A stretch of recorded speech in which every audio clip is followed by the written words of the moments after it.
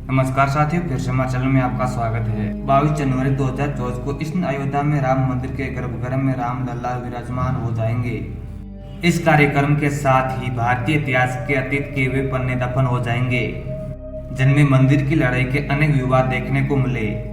दोस्तों, ऐसे पल भी आए जब देश का सांप्रदायिक ताना बाना नेस्त व नाबूद जो चला था, लेकिन अदालत के फैसले के बाद अब अयोध्या पूरी तरह से राममय हो चली है।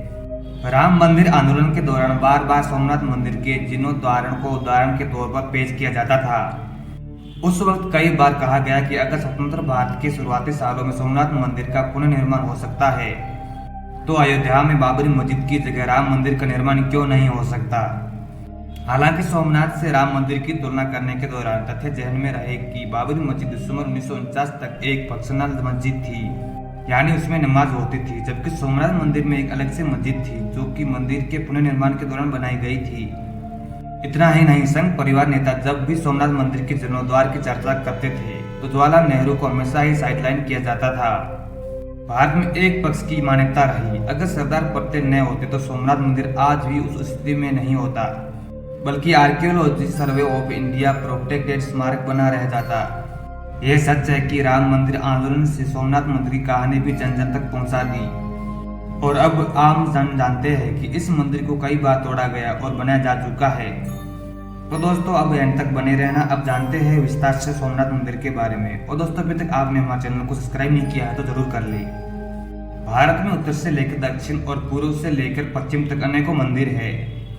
यह मंदिर अलग अलग देवी देवताओं को समर्पित है और उनकी स्थापना भी अलग अलग कालखंड में की है। इन सभी मंदिरों के अलग अलग कहानियां भी है। ऐसा ही एक मंदिर स्थित है भारत के पश्चिम छोर पर, जिसका लंबा इतिहास और दिलचस्प सफर रहा। गुजरात के वेरावल में स्थित सोमनाथ मंदिर को देवी पाटन भी कहा जाता है, जिसकी महत्ता धर्म, सांस्कृतिक, पौराणिक कथा के साथ साथ देश के इतिहास में भी है। यह मंदिर हिंदुओं के सबसे पवित्र तीर्थ स्थलों में से एक है। इसे भगवान शिव के 12 ज्योतिर्लिंग तीर्थ में पहला ज्योतिर्लिंग माना जाता है।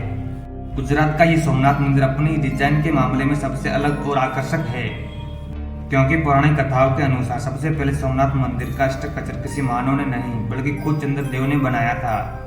हालांकि पक्के तौर पर अभी भी ये साफ नहीं है कि सोमनाथ मंदिर के पहले ढांचे को कब बनाया गया था, लेकिन ऐसा अनुमान है कि इसे पहली बार 9वीं शताब्दी के बीच बनाया गया होगा। सोमनाथ मंदिर का पहला ढांचा कब बनाया गया? हालांकि अगर ऐतिहासिक दृष्टिकोण से भी देखें तो 1951 में अपने अंतिम निर्माण से पहले से कई बार तोड़ा गया और कई बार अलग अलग शासकों ने पुनर्निर्माण भी करवाया। 17 बार गिराया गया यह मंदिर।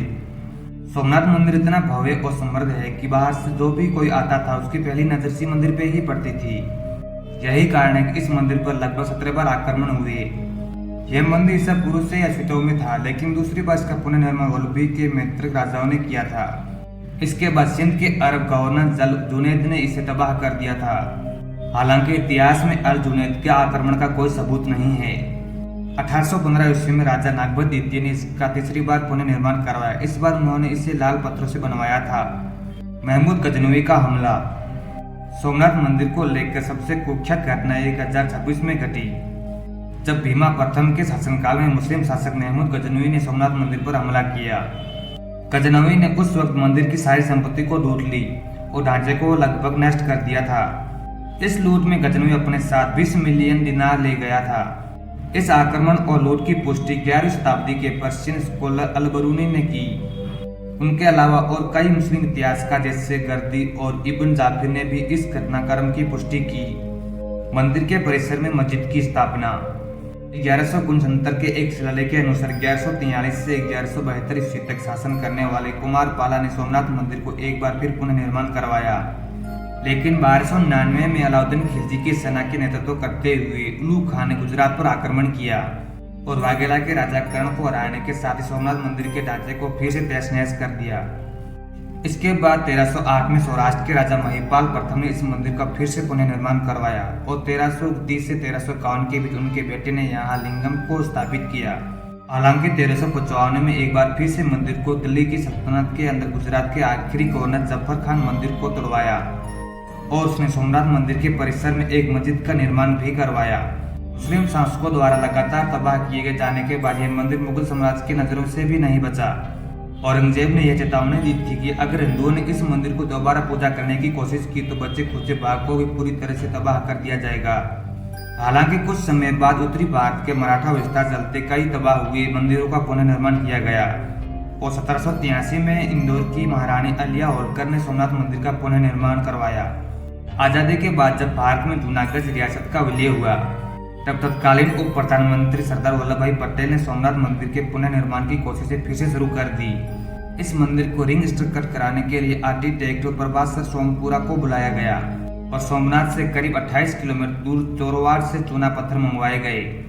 उस वक्त महात्मा गांधी ने भी पटेल के इस कदम को समर्थन दिया था। हालांकि पुनर्निर्माण की शुरुआत से पहले ही महात्मा गांधी और पटेल की मृत्यु हो गई। उनकी मौत के बाद ये काम के.एन. मुंशी की निगरानी में जारी रखा गया, जो कि उस वक्त प्रधानमंत्री जवाहरलाल नेहरू के कैबिनेट में मंत्री थे। 1950 में सोमनाथ मंदिर के आखिरी पुनर्निर्माण के दौरान खंडहरों को गिरा दिया गया। साथ ही मंदिर के परिसर में मौजूद मस्जिद को वाहन की मदद से मंदिर से कुछ किलोमीटर दूर स्थानांतरित कर दिया गया और फाइनली 11 मई 1951 को तत्कालीन राष्ट्रपति डॉक्टर राजेंद्र प्रसाद द्वारा मंदिर का शिलान्यास किया गया। तो दोस्तों, यह जानकारी आपको कैसी लगी? अगर अच्छी लगी तो लाइक और कमेंट जरूर करें और दोस्तों ऐसे ही वीडियो के लिए हमारे चैनल को सब्सक्राइब करना ना भूलें। जय हिंद, जय भारत, जय सोमनाथ।